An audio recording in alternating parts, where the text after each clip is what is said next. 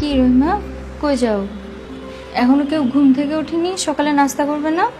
ভাবি, এটা গ্রাম না, এটা হচ্ছে শহর। এখানে ঘুমায়ও দেরি কইরা, উঠেও দেরি কইরা। বুঝতে পারছি। যাক ভাবি, আপনি সকাল সকাল উঠছেন, চলেন আপনাদের কাজগুলো বুঝাই দিই। আসেন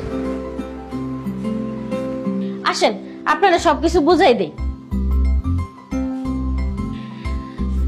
এই হচ্ছে রান্নাঘর, এই পাশে মশলা রাখা আছে।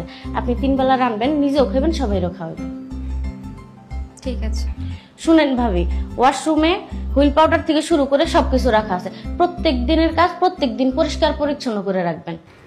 বুঝতে পারছি, কিন্তু তুমি কি কোথাও যাচ্ছ? হ্যাঁ ভাবি, এখন আপনি এসেছেন না, এখন তার আমার চাকরি নেই, আমার চাকরি শেষ। মানে বুঝলাম না, আমি আসছি এজন্য তোমার চাকরি শেষ হবে কেন? আপনারা তো আনছেই এই বাড়িতে ছোট স্যারের পাশাপাশি এই বাড়ির সব কাজকর্ম করানোর লেগে। তার মানে আমাকে এই বাড়িতে বউ করে আনার মূল উদ্দেশ্য হচ্ছে এই বাড়ির সব কাজকর্ম আমাকে করতে হবে আর টুটুলের সেবা যত্ন করতে হবে।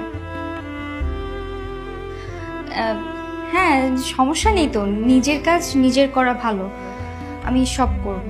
আচ্ছা ভাবি, একটা কথা কই। হ্যাঁ বলো। আপনি ছোট স্যারের বিয়ে করলেন কি নিয়ে?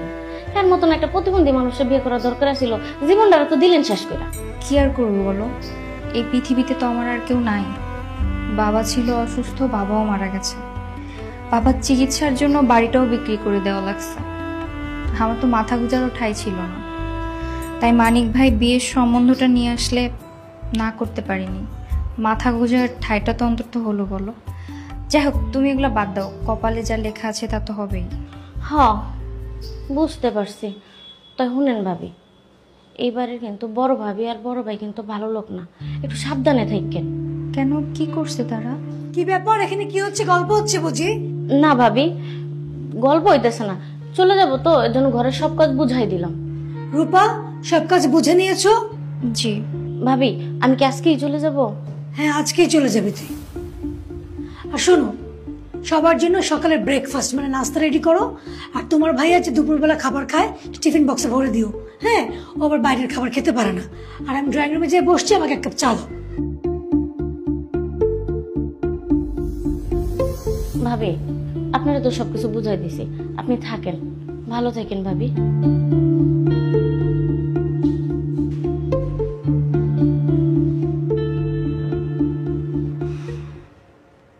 সারাক্ষণ শুয়ে শুয়ে মায়ের আদর খেতে খুব ভালো লাগে না?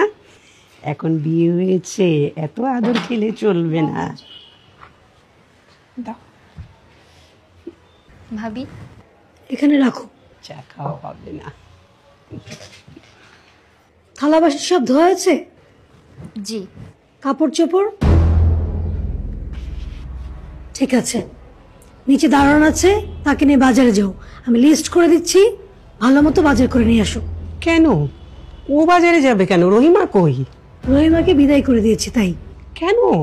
মা, আপনি না অবুঝের মতো কথা বলছেন। শ্বশুর আব্বা মারা যাওয়ার পর থেকে আপনার বড় ছেলে একা ইনকাম করছে, ওর একার ইনকামে সংসার চলছে, তার মধ্যে ব্যাংকে লোন হয়েছে অনেক।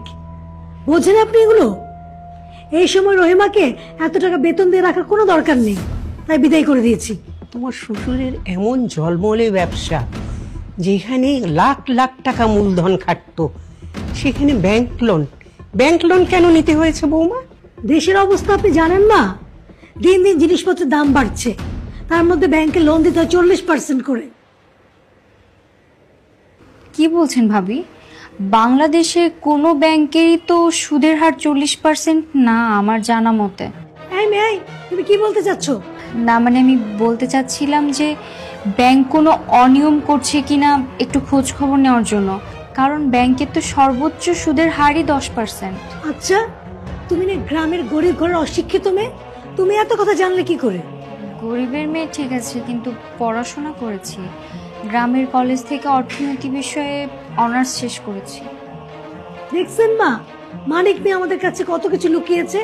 আমরা বলেছিলাম আমাদের একটা সহজ সরল অশিক্ষিত মেয়ে দরকার, আর নিয়ে এসেছে শিক্ষিত একটা মেয়ে। মা, শিক্ষিত হয়েছে তো কি হয়েছে? শিক্ষিত হওয়া তো খারাপ না। আর আমাদের ঘরের বউ শিক্ষিত, অনার্স পাস, এটা তো আমাদের জন্য গর্বের, তাই না? মা হয়েছে, যা বোঝেন না তা নিয়ে কথা বলেন না। এই যাও,